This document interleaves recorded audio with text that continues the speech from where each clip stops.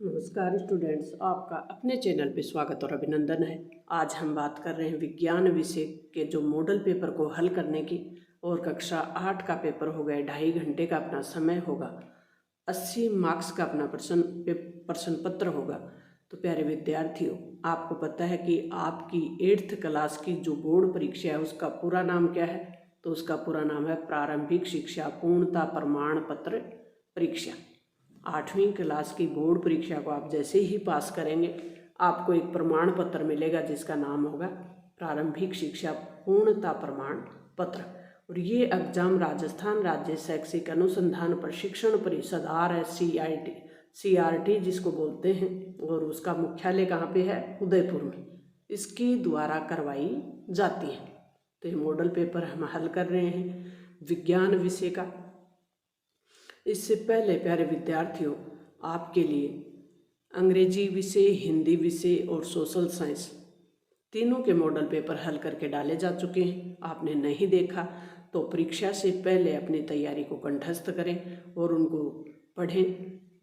जहाँ भी कहीं दिक्कत आ रही हो कमेंट अवश्य करें। वस्तुनिष्ठ प्रश्न होंगे अपने। वस्तुनिष्ठ प्रश्नों का मतलब होता है अ ब वाले ऑब्जेक्टिव टाइप क्वेश्चन जिनको बोलते हैं अंग्रेजी में 1 से 8 तक। पहला प्रश्न हम हल कर रहे हैं ईंधन के अपूर्ण दहन।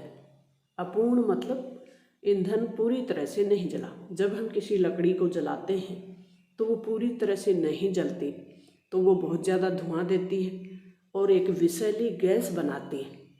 उसको क्या कहते हैं? ऑक्सीजन, नाइट्रोजन, कार्बन डाइऑक्साइड या कार्बन मोनोऑक्साइड। क्या कहते हैं उसको? उसको कहते हैं कार्बन मोनोऑक्साइड। तो हमारा द ऑप्शन सही हो जाएगा। दूसरा प्रश्न है घरों में कौन सा द्रव ईंधन उपयोग में लाया जाता है? LPG, CNG, कोयला, पेट्रोल। तो LPG होती है। आप वन उन्मूलन को रोकने के लिए क्या सुझाव देंगे? वन उन्मूलन का मतलब होता है प्यारे विद्यार्थियों वनों को काटने से रोकना। वन क्यों काटे जाते हैं? वन मतलब बड़ी संख्या में जहाँ पेड़ पौधे होते हैं बड़े क्षेत्र पर, उसको कहते हैं वन। तो वनों को काटना कैसे बंद कर सकते हैं? आपको ये पता होगा कि जो कागज़ हम यूज करते हैं वो कागज़ पेड़ों के कटने से बनते हैं। तो जितने कागज़ का हम वेस्टेज करेंगे, जितना कागज़ को हम बर्बाद करेंगे, उतने ही पेड़ काटे जाएंगे। तो पेड़ों को काटने से कैसे रोका जा सकता है, ये आपको सुझाव देना है। तो कागज़ का पुनः उपयोग कर सकते हैं, बिल्कुल। कागज़ का पुनः चक्रण करके भी रोक सकते हैं, कागज़ की बचत करके भी हम रोक सकते हैं। तो उपरोक्त सभी आंसर हमारा सही हो जाएगा। द ऑप्शन है वो सही हो जाएगा। आवृत्ति का मात्रक क्या है? सेकंड है, मीटर है, हर्ट्ज है, न्यूटन है। तो आवृत्ति का मात्रक है वो है हर्ट्ज।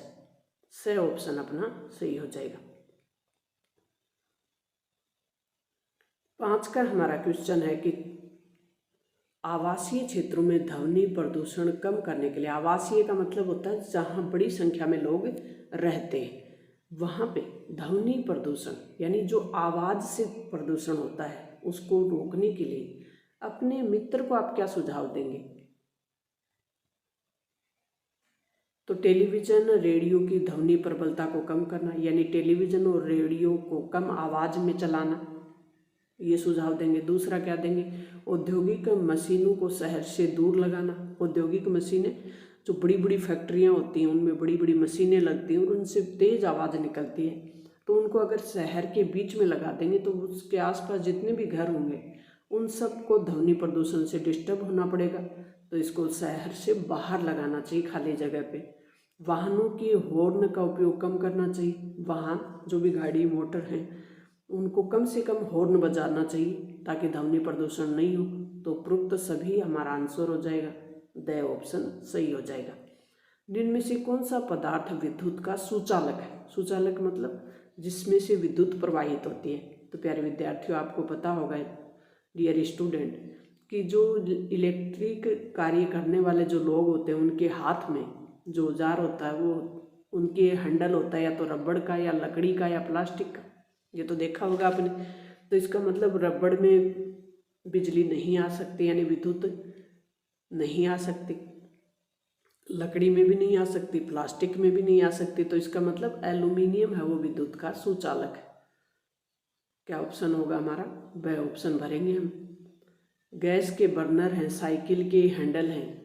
गैस का बर्नर, साइकिल का हैंडल, पहियों की रिम आदि पर किस धातु की परत चढ़ाई जाती है? क्रोमियम की। क्यों चढ़ाई जाती है? क्योंकि ये होते हैं, ये खरोंचों के प्रतिरोध करती हैं। ये जो धातु है ये खरोंचों का प्रतिरोध करती है। आप निम्न में से किसी घर्षण द्वारा आसानी से आवेशित नहीं कर सकते? घर्षण मतलब उनको आपस में रगड़कर आवेशित नहीं कर सकते, वो कौन सी है?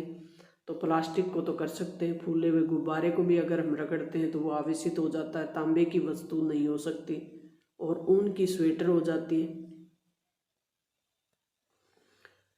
अब जो अपना प्रश्न है 9 का 9 नंबर का प्रश्न कहता है कि पारंपरिक और आधुनिक श्रेणी जो साधन है किसके? सिंचाई के जो पारंपरिक यानी जो प्राचीन पुराने हमारे दादा परदादा हमारे पूर्वज जिसका उपयोग करते थे उसे कहते हैं पारंपरिक। और आधुनिक यानी जो वर्तमान में हम उपयोग में ले रहे हैं उसमें हमें सारणी बनानी है। और सारणी किसकी बनानी है? ये यंत्र हैं, जैसे मोट है, ड्रिप तंत्र है, डेकली है, छिड़काव तंत्र है, रैट है। इसमें से आधुनिक और पारंपरिक की लिस्ट बनानी है। तो पारंपरिक साधन हो गए जैसे मोट है, डेपली है, रहट है, ये पारंपरिक हो गए। आधुनिक हम वर्तमान में उपयोग में ले रहे हैं जैसे छिड़काव तंत्र, आपने देखा होगा एक बाल्टी नुमा जो यंत्र होता है जिससे हम जो भी केमिकल है, रासायनिक पदार्थ हैं उनको खेतों में छिड़कते हैं। ड्रिप तंत्र जिसको फुहारा सिस्टम भी कहते हैं, ये भी आपको पता है, ये आधुनिक है। प्रतिजैविक औषधियों के निर्माण में आप किसका उपयोग करते हैं? प्रतिजैविक जिनको एंटीबायोटिक बोलते हैं, और ये सूक्ष्म जीवियों को नष्ट करने वाले रासायनिक पदार्थ होते हैं, कहने का मतलब। तो आजकल जीवाणुओं को और कवक के अनेक प्रतिजैविक औषधियों का उत्पादन होता है, और इसके लिए हम किसका उपयोग करते हैं? स्ट्रोपोमाइसिन, टेट्रासाइक्लिन, एंथ्रोमाइसिन, इसका उपयोग किया जाता है। एलपीजी और सीएनजी का पूरा नाम लिखना है। एक का पूरा नाम लिखोगे 1 नंबर, दूसरे का लिखोगे 2 नंबर। एलपीजी को कहते हैं द्रव्य पेट्रोलियम गैस, और सीएनजी को कहते हैं संपीड़ित प्राकृतिक गैस। खिलाड़ी कीलदार जूतों का उपयोग क्यों करते हैं? या खिलाड़ी किस प्रकार के जूतों का उपयोग करते हैं? कीलदार यानी खुरदरी सतह वाले जूते। अगर वो चिकनी सतह के जूते यूज करेंगे तो फिसल जाएंगे, दौड़ नहीं पाएंगे। तो स्पाइक्स जिसको बोलते हैं, कील वाले जूतों को क्या बोलते हैं? स्पाइक्स। स्पाइक्स का उपयोग करते हैं क्यों? क्योंकि ये जो खिलाड़ी है उसका पैर और खेल जिस मैदान पे वो खेल रहा है उसके बीच घर्षण बल को बढ़ा देता है। किस बल को? घर्षण बल को, जिससे सतह पे दौड़ना उनके लिए आसान हो जाता है और वो फिसलते नहीं है। 13 का प्रश्न अपना मिलान वाला, रासायनिक उर्वरक को किससे मिलाएंगे? यूरिया और फास्फेट से। कार्बनिक खाद पशु के जो अवशिष्ट होते हैं, गोबर, पादप के अवशेष, पेड़ों के अवशेष जिसको बोलते हैं, पत्ते वगैरह, उसको बोलते हैं कार्बनिक खाद। खरीफ की फसल कौन सी होती है? चावल और मक्का खरीफ की फसल है। वर्तमान में जो फसल चल रही है वो खरीफ की फसल है। वर्तमान में जो फसल चल रही है वो रबी की फसल है, और इससे पहले जो फसल कट चुकी जैसे बाजरे के टाइम, बाजरा, मूंग, मोठ, गंवार, वो फसल कौन सी थी? खरीफ की फसल। थ्रेसिंग क्या होती है? अनाज के दानों को भूसों से अलग करना। थ्रेसर एक मशीन होती है जो कि गेहूँ, बाजरा आदि को काटने वो निकालने का काम करती है। तो वो क्या करती है? अनाज के जो दाने हैं उनको किससे अलग कर देती है? भूसे से। थ्रेसर को किससे मिलाएंगे? नाइट्रोजन स्थिरीकरण में राइजोबियम जीवाणु हैं, उनके महत्व को बताना है। तो राइजोबियम एक क्या है? जीवाणु है। किस में पाया जाता है? फलीदार पेड़ों में पाया जाता है, और ये क्या काम करते हैं? नाइट्रोजन स्थिरीकरण का काम करते हैं, यानी नाइट्रोजन को भूमि में बनाए रखते हैं। तो ये जो फलीदार पौधे होते हैं, जैसे मूंग का पौधा ही ले लें आप, मोठ का पौधा ले लें, इनको उखाड़ के देखें। जब आप उखाड़ेंगे तो इनकी जड़ों में गांठें पाई जाती हैं। जब इनको ज़मीन से उखाड़ेंगे तो गांठें पाई जाती हैं, और ये जो गांठें होती हैं ये किसका काम करती हैं? वायुमंडल से जो नाइट्रोजन है, वायुमंडल में जो नाइट्रोजन है उसको इकट्ठा करती हैं, उनको स्थिर करती हैं, और वो अमोनिया में परिवर्तित होते हैं, जिसका उपयोग है पौधों में वृद्धि और विकास के लिए किया जाता है। तो इसका सीधा सा मतलब है कि ये भूमि को क्या कर देते हैं? उपजाऊ बना देते हैं। कौन? राइजोबियम के जीवाणु। निम्नलिखित कथनों में सत्य और असत्य का प्रयोग करना है। कौन सा कथन सत्य है, कौन सा असत्य है? तो जीवाश्म ईंधन समाप्त होने वाले संसाधन है, क्या ये सही है? तो यस, हाँ भरेंगे हम। क्या भरेंगे? सत्य है। जीवाश्म ईंधन कौन से होते हैं? पेट्रोल, डीजल, प्राकृतिक गैस। ये वो ईंधन हैं जो एक लिमिट में हमारी धरती के नीचे पाए जाते हैं और एक बड़ी रासायनिक प्रक्रिया द्वारा बनते हैं। ये बहुत से साल इनमें लगते हैं बनने में, तो ये सीमित है। ये कौन से संसाधन हैं? खत्म होने वाले, समाप्त होने वाले संसाधन हैं।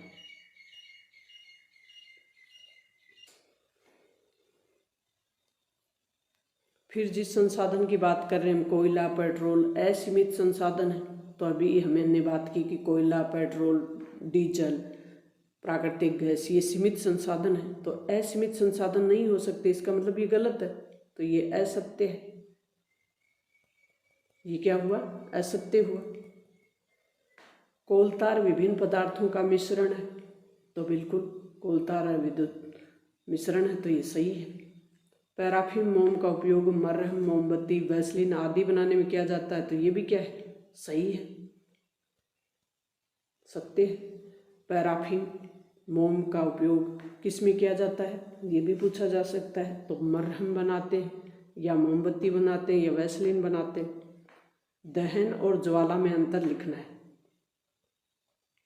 दहन और ज्वाला। दहन मतलब जलना, ज्वाला यानी जो लपटें उठती हैं उसको कहते हैं दहन। वह रासायनिक प्रक्रिया है जिसमें पदार्थ ऑक्सीजन के साथ अभिक्रिया करके क्या प्रदान करते हैं? ऊष्मा। और ज्वाला क्या होता है? जब किसी पदार्थ का दहन होता है तो उस समय कुछ लपटें बाहर निकल आती हैं, उसे कहते हैं ज्वाला। फिर दहन किसे कहते हैं? दूसरा पॉइंट बनाएंगे हम। बड़ी मात्रा में ऊर्जा उत्पन्न करते हैं, और ज्वाला थोड़ी मात्रा में ऊर्जा उत्पन्न करते हैं। तो दहन और ज्वाला में अंतर आपको स्पष्ट हो गया। नेक्स्ट अपना प्रश्न है कि निम्न का से स्पष्ट कीजिए। 4 नंबर का होगा अपना। एक को सही करेंगे 2 मिलेंगे, एक दूसरे को भी सही कर देंगे तो 4 मार्क्स मिलेंगे। रेड डाटा बुक कौन सी होती है? जो संकटापन्न स्पीसीज हैं, संकटापन्न जीव हैं, उनका एक रिकॉर्ड रखा जाता है, और उस पुस्तक को क्या कहते हैं? Red data book. संकटापन्न यानी जो जिन जीव जंतुओं, पेड़ पौधों पे संकट है, उनको अगर हम नहीं बचाएंगे तो आने वाले समय में वो हमें देखने को नहीं मिलेंगी, तो उसे कहते हैं संकटापन्न। और उनके लिए एक बुक तैयार की जाती है, उसका नाम है रेड डाटा बुक, ताकि इन जीवों को हम विशेष रूप से चिन्हित कर सकें और इनको बचा सकें। इसके लिए रेड डाटा बुक तैयार की जाती है। जैव विविधता क्या होती है? हमारी पृथ्वी पर विभिन्न प्रकार के जीव जंतु पाए जाते हैं पारिस्थितिकी तंत्र में, और उसी को हम कहते हैं जैव विविधता। रिक्त स्थानों की पूर्ति करनी है, और ये 4 क्वेश्चन होंगे, 4 मार्क्स के होंगे। 1 मार्क्स पर क्वेश्चन 1 मार्क्स का होगा। तो अमीबा में कौन सा द्विखंडन पाया जाता है? अमीबा में क्या पाया जाता है? द्विखंडन। तो यहाँ द्विखंडन भरेंगे। अमीबा में द्विखंडन जनन पाया जाता है। अंडाणु और शुक्राणु का संलयन यानी मिलना क्या कहलाता है? निषेचन। अंडाणु और शुक्राणु का मिलन होता है, उसे क्या कहते हैं? निषेचन। मनुष्य, गाय, कुत्ते आदि जंतु होते हैं, जीव होते हैं, जैसे मनुष्य है, गाय है, कुत्ता है, ये इनसे शिशु का जन्म होता है। इसलिए इनको कौन सा जंतु कहते हैं? जरायुज। कौन सा जंतु कहते हैं? जरायुज। मुकुलन में जनन है वो कौन सा होता है? हाइड्रा। मुकुलन से जनन किस में होता है? हाइड्रा में। तो इसके लिए हमारा ऑप्शन हो जाएगा हाइड्रा। दाब और बल।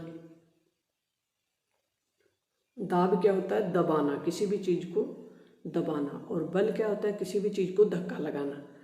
तो दाब और बल में संबंध का सूत्र बताना है। किसी पृष्ठ के प्रति एकांक क्षेत्रफल पे लगने वाले बल को क्या कहते हैं? दाब कहते हैं। अतः क्षेत्रफल का मान जितना कम होगा उतना ही अधिक दाब लगता है। उदाहरण के लिए जैसे कील है, वो नुकीली होती है, कील आगे से नुकीली होती है, इसलिए उसके का जो आगे का सिरे का जो क्षेत्रफल है वो बहुत कम होता है। इस कारण से कम दाब से ही, यानी कम उसको दाब से ही हम आसानी से दीवार में ठोक सकते हैं, लगा सकते हैं। तो ये दाब का सूत्र है। क्या सूत्र है? दाब बराबर बल बटा क्षेत्रफल। ये सूत्र आपको याद रखना है कि दाब बराबर बल बटा क्षेत्रफल। जिस वस्तु का क्षेत्रफल जितना कम होगा उस पे उतना ही कम दाब लगाना पड़ेगा। उदाहरण देके समझाइए कि घर्षण, शत्रु, मित्र दोनों कैसे हैं? घर्षण, शत्रु और मित्र, शत्रु भी है, दुश्मन भी है और मित्र भी है, तो कैसे है? शत्रु कैसे? पहले तो ये बात करेंगे हम। घर्षण तो ये टूट फूट है, उसके लिए उत्तरदायी होता है। दूसरा, ऊष्मा के रूप में ऊर्जा व्यय हो जाती है। तीसरा, मशीन की कार्य क्षमता को कम कर देता है। चौथा क्या करेंगे? मशीनों के पुर्जों में स्नेहक लगाने से काफ़ी मात्रा में धन व्यय होता है, खर्चा आता है। घर्षण नहीं हो तो ज़्यादा व्यय नहीं करना पड़ेगा। चिकने पदार्थ, स्नेह का मतलब चिकने पदार्थ, तो चिकने पदार्थ यूज नहीं करने पड़ेंगे, तो घर्षण के कारण ही धन का व्यय होता है। दूसरा, ये मित्र कैसे है? तो घर्षण के बिना चलना संभव नहीं है। हमारा घर्षण नहीं होगा तो जो सतह है उस पर फिसलन हो जाएगी और चलने में दिक्कत होगी। इस दशा में हमारा पैर है सतह पे केवल फिसलेगा। घर्षण के बिना दो वस्तुओं का चिपकना भी संभव नहीं है। तीसरा, गतिमान वस्तुओं के ब्रेक घर्षण के बिना कार्य नहीं करते। जब गाड़ियां चलती हैं तो उनमें ब्रेक नहीं लग पाएंगे, घर्षण नहीं होगा तो। ब्लैक बोर्ड या कागज पर घर्षण के बिना लिखना संभव नहीं होगा। ये इसलिए हम कह सकते हैं कि घर्षण है वो हमारा मित्र भी है और घर्षण है वो हमारा दुश्मन भी है। तो दुश्मन की, शत्रु की बात हम ऊपर कर चुके, मित्र की बात हम नीचे कर चुके। निम्नलिखित की व्याख्या कीजिए। एक तो सुचालक पदार्थ, एक विद्युत धारा का रासायनिक प्रभाव। सुचालक पदार्थ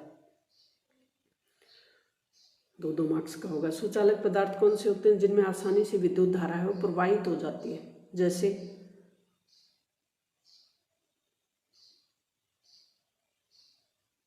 और इन पदार्थों में प्रतिरोधकता होती है वो कम होती है और मुक्त इलेक्ट्रॉनों की संख्या इनमें अधिक होती है। जैसे तांबा, एल्यूमिनियम, चांदी, ग्रेफाइट आदि विद्युत सुचालक पदार्थ होते हैं। विद्युत धारा के रासायनिक प्रभाव कौन से होते हैं? तो इलेक्ट्रोडों पे विद्युत का निक्षेपण हो सकता है। रासायनिक प्रभाव के फलस्वरूप इलेक्ट्रोड पे गैस के बुलबुले बन सकते हैं। किसी चालक विलयन से विद्युत धारा प्रवाहित होने पर रासायनिक अभिक्रिया होती है। विलयनों के रंग में परिवर्तन हो सकते हैं। इसके कारण अपने नेत्रों की उचित देखभाल करने के लिए 2 सुझाव दीजिए। अपनी जो आँखें हैं उनका हम उचित रूप से देखभाल कर सकें और आँखों की जो रोशनी है उसको बचा के रख सकें, इसके लिए 2 सुझाव देने, 4 नंबर लेने। 2 सुझाव देकर कितने नंबर लेने? 4 नंबर। तो नेत्र प्रकृति का बहुमूल्य हमारे पास गिफ्ट है, प्रकृति ने हमें दिया है बहुमूल्य गिफ्ट। तो नेत्रों की उचित देखभाल अत्यंत आवश्यक है और अपने नेत्रों की देखभाल करने के लिए 2 तरीके अपना सकते हैं। एक तो कैसे स्वस्थ और साफ आँखों का कैसे रखें? ठंडे पानी से धोते रहें, साफ पानी से धोते रहें, साफ कपड़े से आँखों को साफ करें। विटामिन युक्त भोजन लें। कैसा भोजन लें? विटामिन युक्त। दूसरा क्या कर सकते हैं? सूर्य या किसी शक्तिशाली प्रकाश के जो भी स्रोत होते हैं उनको सीधा नहीं देखें। सूर्य ग्रहण को भी, जो हमारी आँखें हैं, नग्न आँखें जिनके, कहने का मतलब उस पर चश्मा नहीं हो, तो सूर्य ग्रहण को भी नहीं देखना चाहिए, क्योंकि वो हमारी आँखों को नुकसान पहुँचाती हैं। सड़क सुरक्षा से संबंधित 2 नियम लिखिए। दूसरा प्रश्न है बाह्य निषेचन और आंतरिक निषेचन में अंतर लिखिए। फिर मानव कर्ण का नामांकित चित्र बनाइए। मानव कर्ण मतलब कान होता है ना, उसका चित्र बनाना है। तो ये 3 प्रश्न है और 8 मार्क्स हैं। ये अगर आपको अच्छे से नहीं आ रहे तो ये अथवा वाले आप कर सकते हैं। अथवा का मतलब है या तो आप ये तीनों करिए या आप ये तीनों करिए, या तो आप ये करें आप ये करें, एक ही करना है। करना साथ है, यूँ नहीं कि एक इसमें से ले लिया और एक इसमें से ले लिया, ऐसे नहीं करना। या तो ये तीनों आपको करने या ये तीनों आपको करने। समझ में आ गया? फिर चलते हैं आगे। वाहन चलाते समय किन किन बातों का ध्यान रखना चाहिए? सरल ही है। अलैंगिक जनन किसी एक विधि का सचित्र वर्णन बताना है। ध्वनि प्रदूषण को नियंत्रित करने के लिए 2 उपाय बताने। तो ध्वनि प्रदूषण की तो बात ऊपर भी हम कर चुके, कौन सी बातों का ध्यान रखना चाहिए। तो सड़क सुरक्षा से पहला प्रश्न कर रहे हैं हम। सड़क सुरक्षा से संबंधित नियम कौन से होंगे? तो ट्रैफिक लाइट का पालन करें, बिल्कुल। रेड लाइट हो तो ट्रैफिक को रोक दें, ग्रीन हो तो चलाएं, ग्रीन सिग्नल मिले तो। सड़क पार करने के लिए जेब्रा क्रॉसिंग का उपयोग करें, बिल्कुल। आंतरिक निषेचन और बाह्य निषेचन में अंतर बताना है। तो आंतरिक निषेचन होता है वो किस में होता है? नर युग्म और मादा युग्म का संलयन शरीर के अंदर होता है। और बाह्य निषेचन क्या होता है? नर युग्म और मादा युग्म का जो संलयन होता है वो शरीर के बाहर होता है। दूसरा ऑप्शन कैसे करेंगे? नर और मादा शरीर में शुक्राणुओं का उत्सर्जन होता है। फिर बाह्य निषेचन में दोनों विशिष्ट युग्मों को शरीर से बाहर फेंकते हैं। ये हो गया आंतरिक और बाह्य निषेचन में अंतर। मानव कर्ण, मानव के कान का इस प्रकार से चित्र होता है, इसका अभ्यास कर लें आप। 1-2 बार बना लेंगे तो आ जाएगा आपको। वाहन चलाते समय निम्नलिखित बातों का ध्यान रखना चाहिए हमें। अगर अथवा वाले प्रश्न करने हैं तो इन प्रश्नों को करें आप। वाहन चलाते समय गति सीमा, रोड पे वाहन चलाने की सीमा होती है, उसका ध्यान रखें। दुपहिया वाहन चलाते समय हेलमेट का उपयोग करें और 4 पहिया वाहन चलाते समय सीट बेल्ट का उपयोग जरूर करें। मुकुलन क्या होता है?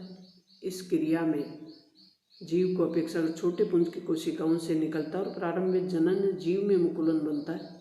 शरीर का केंद्रक 2 भागों में विभाजित हो जाता है, आपको पता है। उससे एक केंद्रक मुकुलन में आ जाता है और दूसरा पत्रक जीव से अलग होकर वृद्धि करता है और पूर्ण विकसित जीव है वो बन जाता है। हाइड्रा में, ईस्ट में अलैंगिक जनन की सामान्य प्रक्रिया होती है।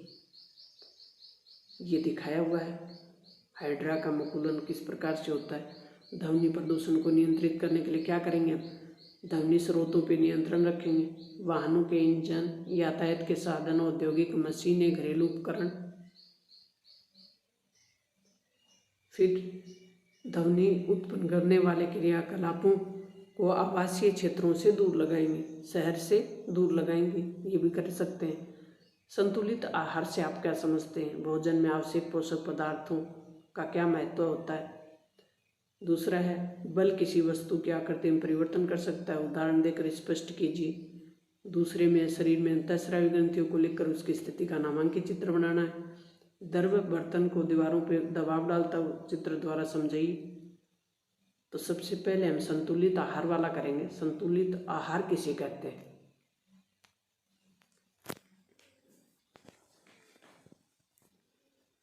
तो प्यारे विद्यार्थियों, संतुलित आहार किसे कहते हैं? वो आहार जो हमारे शरीर का विकास करे, स्वस्थ रखे, रोग मुक्त रखे और उन पोषक तत्वों की जो पर्याप्त मात्रा होती है उसे कहते हैं संतुलित आहार। और संतुलित आहार हमें क्या करता है? ऊर्जा प्रदान करता है। विटामिन होते हैं उसमें, खनिज पदार्थ भी होते हैं और वो हमारे पोषण में पूरी मदद करते हैं, उसे कहते हैं संतुलित आहार। भोजन में आवश्यक पोषक तत्व ऊतकों का निर्माण और उनकी मरम्मत करते हैं। शरीर को ऊष्मा भी देते हैं, ऊर्जा भी देते हैं, शरीर का विकास भी करते हैं, वृद्धि भी करते हैं। फिर दूसरा प्रश्न है, द्रव किसी वस्तु को आकृति में परिवर्तन कर सकता है। बल है वो किसी वस्तु, तो जब हम फूले हुए गुब्बारे को हथेली से दबाते हैं, आपने देखा होगा कि गुब्बारे को जब हम दबाते हैं तो उसकी आकृति में क्या हो जाता है, परिवर्तन आ जाता है। फोम की गद्दी वाले सोफे पर हम जैसे ही बैठते हैं तो गद्दी की जो आकृति है वो बदल जाती है। जितनी दूरी पे हम बैठते हैं तो वो सोफा वहाँ से दब जाता है, उसकी आकृति में परिवर्तन हो जाता है। तो इससे दबाव के कारण जो भी परिवर्तन होता है वस्तु की आकृति में उसे कहते हैं। दूसरे प्रश्न को हम करेंगे कि पीयूष ग्रंथि, अंतःस्रावी ग्रंथियों की बात कर रहे हैं। अंतःस्रावी ग्रंथि कौन सी होती है? पीयूष ग्रंथि जो कि मानव मस्तिष्क में पाई जाती है, ये यहाँ पे। थायराइड ग्रंथि जो कि गले में पाई जाती है। एड्रिनल ग्रंथि जो कि यहाँ पाई जाती है। अग्नाशय ग्रंथि भी एड्रिनल ग्रंथि से नीचे पाई जाती है। स्त्रियों में अंडाशय की ग्रंथि, वृषण जो कि पुरुषों में पाया जाता है। अधिवृक्क ग्रंथि, अधिवृक्क ग्रंथि को भी आप देख पा रहे हैं कहाँ पाई जाती है, यह अधिवृक्क ग्रंथि है। तो एड्रिनल ग्रंथि, अग्नाशय ग्रंथि और अधिवृक्क ग्रंथि तीनों लगभग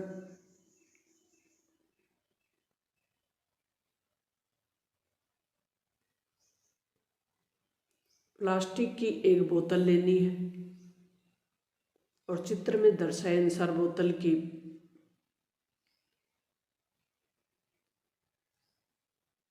एक कांच की बेलनाकार नली लगानी है। ऐसा करने के लिए कांच की नली के एक सिरे को थोड़ा सा गर्म करते हैं और फिर बोतल के में घुसा देते हैं। सुनिश्चित करते हैं कि जोड़ के पास से पानी न रिसे।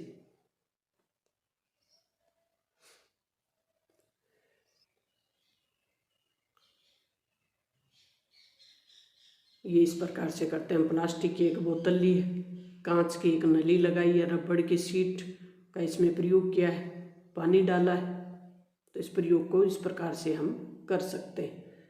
तड़ित चालक का चित्र बनाकर समझाइए। वह किस प्रकार भावनों को तड़ित के प्रभाव से बचा सकते हैं,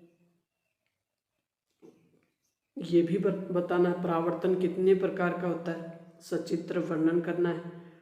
दूसरा अथवा में है कि उचित चित्र बनाकर स्पष्ट करें कि समान आवेश एक दूसरे को प्रतिकर्षित करते हैं। दूसरा परावर्तन किसे कहते हैं, उचित चित्र बनाकर परावर्तन के दोनों नियम हैं वो बताने।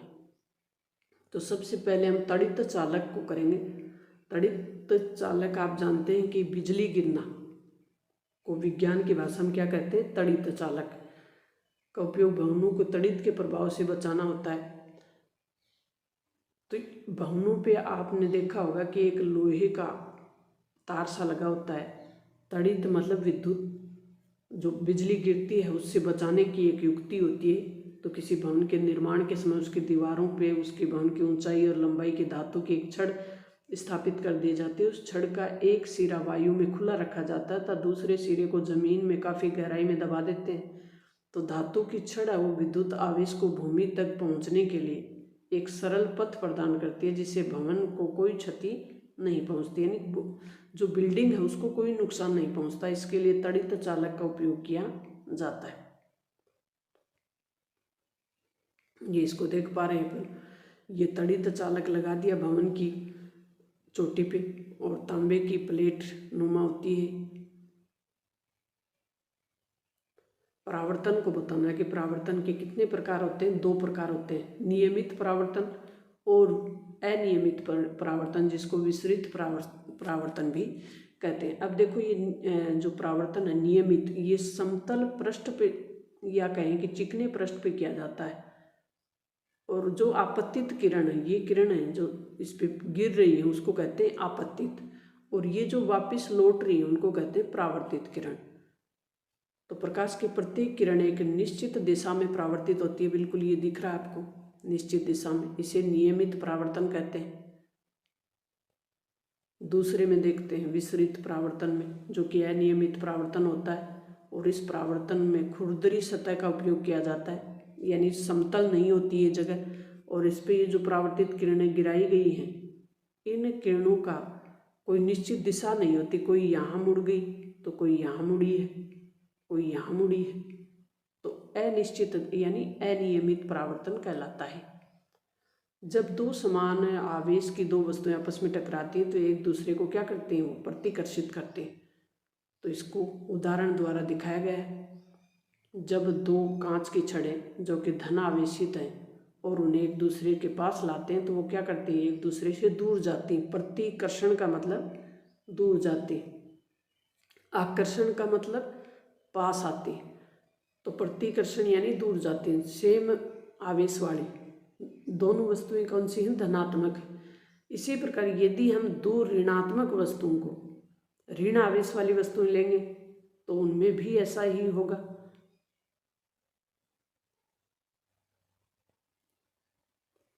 परावर्तन दो माध्यमों को अलग अलग सतह पर प्रकाश के टकरा कर आपस में उसी तरह लौट जाते हैं तो उस घटना को क्या कहते हैं, परावर्तन। और इसमें प्रकाश माध्यम में बदलकर, इसमें प्रकाश है वो क्या करता है, माध्यम से टकरा कर अपना मार्ग बदल लेता है, उसको कहते हैं परावर्तन। परावर्तन में दो नियम होते हैं, एक तो आपत्तन कोण सदैव परावर्तन कोण के समान होता है, दूसरा आपतित किरण और परावर्तित किरण और आपत्तन बिंदु पर खींचा गया विलंब, तीनों हमेशा एक ही तल पे होते हैं, जैसा कि ये इसमें दिखाया हुआ है। ए बी क्या है, ए बी क्या है, आपतित किरण। बी सी क्या है, परावर्तित किरण। ये ऐसे गई फिर ये ऐसे आई, माध्यम से टकरा कर अपना रास्ता बदल लिया, इसे कहते हैं परावर्तित किरण। अभिलंब क्या है, ओ बी, ये क्या है, अभिलंब है।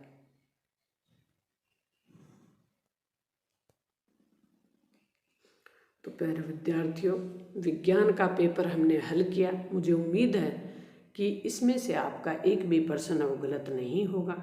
मिलते हैं नेक्स्ट और महत्वपूर्ण जानकारी के साथ। तब तक अपने दोस्तों के साथ शेयर करें, मस्त रहें, टेंशन नहीं ले। Thanks, all the best.